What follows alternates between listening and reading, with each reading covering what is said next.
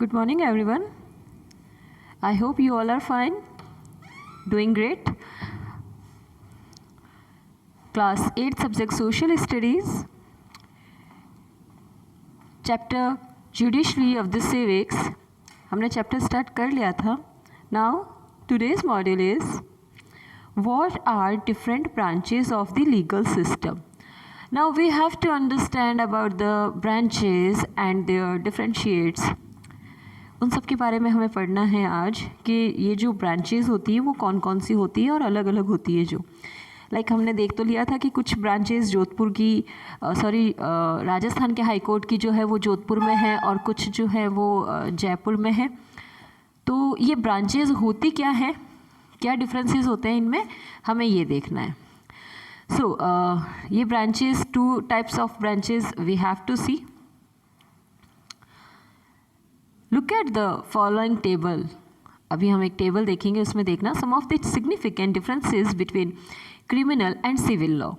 We have to understand differences between civil and criminal law. Civil law क्या होता है और क्रिमिनल लॉ क्या होता है। So let's start. Criminal law, first है क्रिमिनल लॉ। इसमें होता है, देखो, डील्स विद कंडक्ट और acts that the law defines as offenses, for example theft, harassing a woman to bring more dowry and murder। Criminal law में वो चीज़ें आती है जो आपको कल हमने देखा था, सुधा वाली जो स्टोरी देखी थी, that is included in criminal law, वो क्रिमिनल लॉ के अंडर में आती है। इसमें ये होता है कि एक एग्जाम्पल हमने लिया है, किसी को डराना, धमकाना, चोरी करना या हरेस करना, टॉर्चर करना, कि या किसी लेडी को टॉर्चर करना कि तुम और ज़्यादा डाउरी लेके आओ अपने फादर से। एक तो ये होता है। अगर हम सिविल लॉ देखें तो सिविल लॉ में क्या होता है, सिविल लॉ क्या करता है, it deals with any harm और injury to rights of individuals, for example disputes relating to sale of land, purchase of goods, rent matters, divorce cases. अब देखो, इसमें डिवोर्स केसेस वगैरह जो मैटर होते हैं, ज़मीन खरीदना, लेना देना, सामान लेना देना, रेंट वगैरह, ये सारे जो मैटर्स होते हैं, छोटे जो झगड़े होते हैं, ये सारे इंक्लूडेड होते हैं, सिविल लॉ में आते हैं। ठीक है। नाउ सेकंड लॉ पढ़ रहे हैं हम, किसका, क्रिमिनल लॉ का। It usually begins It usually begins with the lodging of an first information report। FIR की फुल फॉर्म होती है, देखो ध्यान रखना, FIR लिखा हुआ है यहाँ पे। ठीक है, FIR की फुल फॉर्म क्या होती है, फर्स्ट इंफॉर्मेशन रिपोर्ट। ये होता है FIR। FIR जो हम लॉन्च करवाते हैं, यानी कि कंप्लेन करते हैं पुलिस को, उसे बोला जाता है। With the police who investigate the crime which a case is filed in the court। अब जो केस कोर्ट में फाइल होता है, लेकिन उसकी सबसे पहले FIR लिखवानी पड़ती है। वो कहाँ लिखवाई जाती है, वो कोर्ट में वो पुलिस स्टेशन में लिखवाई जाती है। A petition has to be filed before the relevant court by the affected party only। फिर एक पिटीशन होता है। पिटीशन देखो वहाँ पे अप्लाई करने को बोलते हैं। ठीक है, कोर्ट में क्या किया जाता है, जो अफेक्टेड पार्टी होती है उसकी तरफ से क्या किया जाता है, एक पिटीशन डाला जाता है। ये FIR पिटीशन से पहले होती है, पहले FIR होती है, तब पता चलता है कि भाई FIR हो चुकी है, आपके खिलाफ कंप्लेन हो चुकी है, फर्स्ट रिपोर्ट जा चुकी है, तो आपको क्या करना है, अब आपको केस फाइल करने की तैयारी कर लेनी है या केस को फाइट करने की। In a rent matter either the landlord और the tenant can file a case. अब देखो, जिसके साथ भी गलत हुआ है वो क्या कर सकता है, केस फाइल कर सकता है। नाउ अब पिटीशन, हम सिविल लॉ की बात कर रहे हैं, इसके अगेंस्ट सिविल लॉ में क्या होता है, देखो सिविल लॉ में ये होता है, a petition has to be filed before the relevant court by the affected party only in a rent matter either the landlord और tenant can file a case. The same thing जो हमने उसमें पढ़ी थी। ठीक है, और इसमें हो जाता है कि कोई अगर क्रिमिनल लॉ में ये होता है कि अगर कोई क्राइम कर देता है तो क्या होता है, उसके अगेंस्ट क्या हो सकती है, एफआईआर कोई भी करवा सकता है। उसके बाद पुलिस क्या करती है, इन्वेस्टिगेशन करती है और फिर केस कोर्ट में चलता है। थर्ड नंबर का जो डिफरेंस है इसमें हम वो देखेंगे। If found guilty the accused can be sent to jail and also fined. अगर सच में ये प्रूव हो जाता है कि उसने गलत किया है तो ऐसे सिचुएशन में क्या होता है, उस एक्यूज्ड को, उस इंसान को, उस आरोपी को क्या किया जा सकता है, या तो जेल भेज दिया जाता है या फिर उसको फ़ाइन देना पड़ता है, जुर्माना देना पड़ता है, या फिर दोनों भी हो सकता है। डिपेंड करता है कि उसने क्राइम कौन सा किया है। ठीक है, सारे क्राइम के लिए अलग अलग पनिशमेंट है according to our constitution. The court gives the specific relief asked for. For instance, in a case between a landlord and a tenant, the court can order the flat to be vacated and pending rent to be paid. इसमें देख लेते हैं civil law में एक example इसमें show किया हुआ है। सिविल लॉ के अकॉर्डिंग ये है कि अगर देखो एग्जांपल ले रहे हैं हम एक केस का, अगर कोई रेंट का इशू है तो गवर्नमेंट क्या कर सकती है, कोर्ट क्या कर सकता है, एक ऐसा डिसीजन दे सकता है। उस डिसीजन के अकॉर्डिंग ये होगा, या तो जो पेंडिंग रेंट है उसको क्या किया जाना चाहिए, पेमेंट देना पड़ेगा। ठीक है, और अगर नहीं तो आप जहाँ रह रहे हो उसको उसी टाइम में खाली करना पड़ेगा, है ना।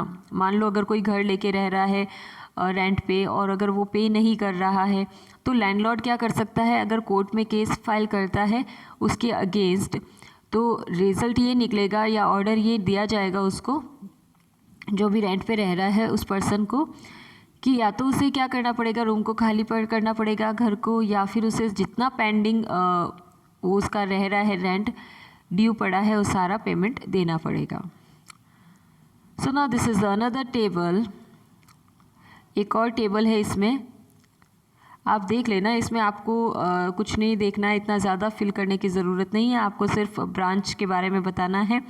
आपको इसमें ये बताना है कि कौन सी ब्रांच इसमें लगने वाली है लॉ की और कौन सा प्रोसीजर जो है वो इसमें फॉलो किया जाएगा। Like a group of girls are persistently harassed by a group of boys while walking to school. कुछ लड़कियां हैं वो अगर स्कूल जा रही हैं और अगर उन्हें कोई बॉयज़ हैं अगर हरेस कर रहे हैं तो वो क्या कर सकती हैं ऐसी सिचुएशन में। और ये जो करने वाली है ये कौन सी ब्रांच में जाएगा केस, या कौन सी ब्रांच का लॉ इस पे एप्लीकेबल होगा, क्रिमिनल का या सिविल लॉ का। Now does everyone have to access the courts. अब इसमें हमें ये देखना है, does everyone have access to courts, क्या सबके पास हक है कोर्ट जाने का, क्या कोई भी जा सकता है, क्या सब जा सकते हैं, is that possible. Let's see.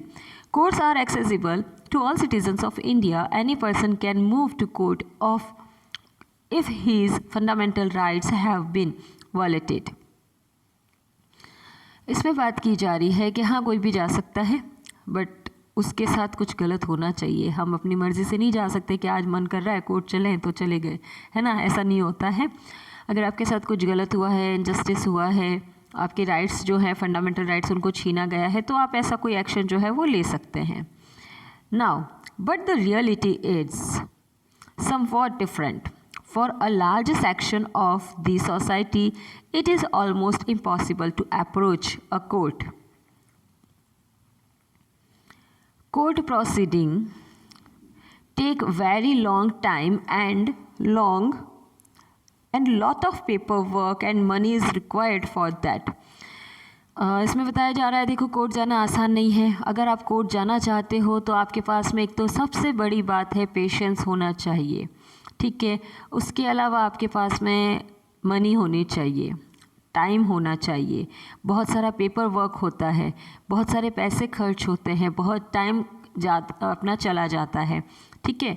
तो इन सब चीज़ों के लिए आपको रेडी रहना चाहिए, उसके बाद ही आप कोर्ट जा सकते हैं। Most of the poor people are not in a position to afford the spending too much money. देखो बहुत सारे गरीब लोग होते हैं वो क्या कर सकते हैं, कोर्ट में नहीं जा पाते हैं क्योंकि उनके पास पैसा नहीं होता है। कई बार अनएजुकेटेड पीपल भी होते हैं वो भी नहीं जा पाते हैं, पेपर वर्क होता है, नहीं समझ आता है उन्हें। देखो लेकिन ऐसे सिचुएशन के लिए अपने पास में ऑप्शंस हैं. I will tell you. A person who has to depend on his daily earning for survival cannot afford to skip a work day and thus cannot afford to get entangled in legal proceeding. अब यहाँ पे बात कर रहे हैं, मतलब मैंने जो अभी बताया उसका मीनिंग ये होता है कि देखो कुछ लोग होते हैं जिनके पास, बेचारों के पास में 2 टाइम का खाना अगर वो खा ले that is enough for them. ठीक है, इतना पैसा नहीं होता है. जो लॉयर्स होते हैं उनकी फ़ीस वो अफोर्ड नहीं कर पाते हैं. हालांकि अपने यहाँ पे है ऑप्शन कि गवर्नमेंट जो लॉयर होते हैं वो आपका केस फाइल कर सकते हैं, फाइट कर सकते हैं. उसमें क्या है, आपको कोई चार्जेस उनको नहीं देने पड़ते. Now the Supreme Court announced the system of public interest litigation, PIL कहा जाता है जिसे, in 1980 to reduce public interest litigation in 1980 to reduce delays in legal proceeding and also to make delays in legal proceeding and also courts more accessible to common people. देखो लोगों के लिए, जो common people है उनके लिए बहुत आसान बना देना कोर्ट के सिस्टम को. इसीलिए गवर्नमेंट ने क्या स्टार्ट किया है, पब्लिक इंटरेस्ट लिटिगेशन भी स्टार्ट किया है. सुप्रीम कोर्ट ने अनाउंस किया है 1980 के अंदर.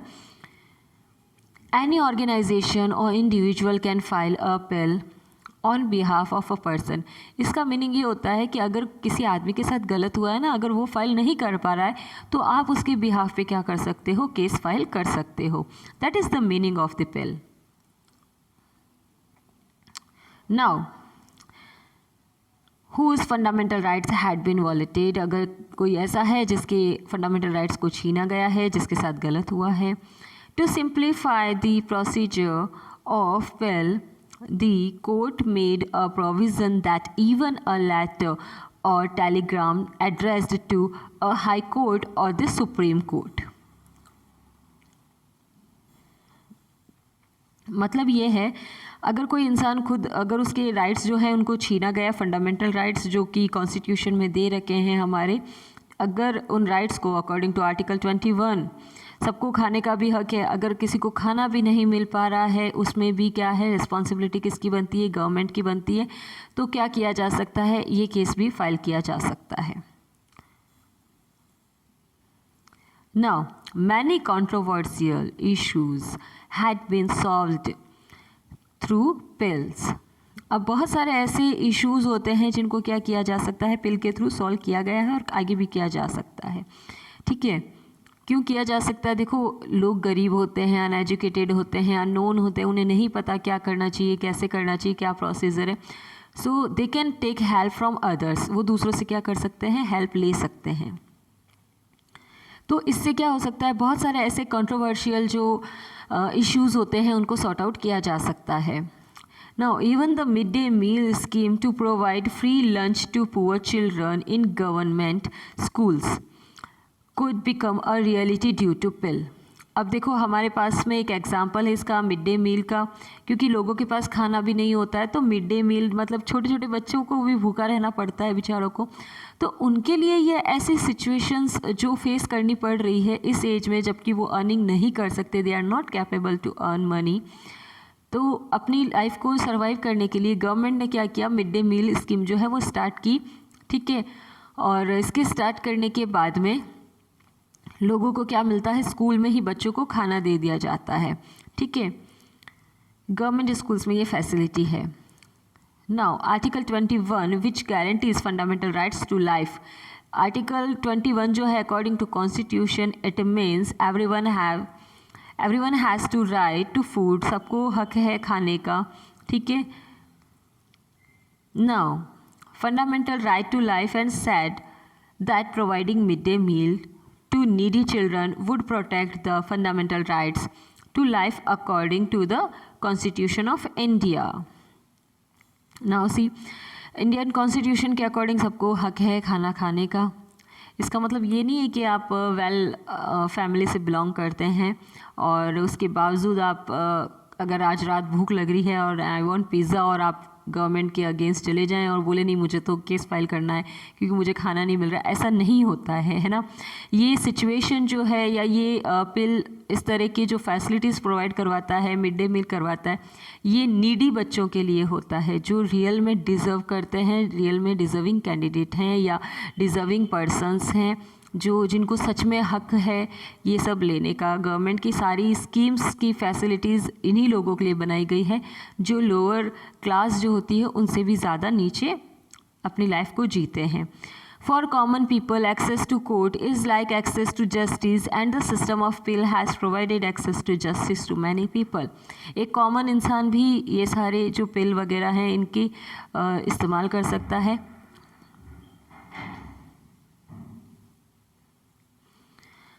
Now, another problem which prevents people's access to courts is the inordinate delay in court cases. Majority of the cases in India linger on for years. Even in some important cases like the case of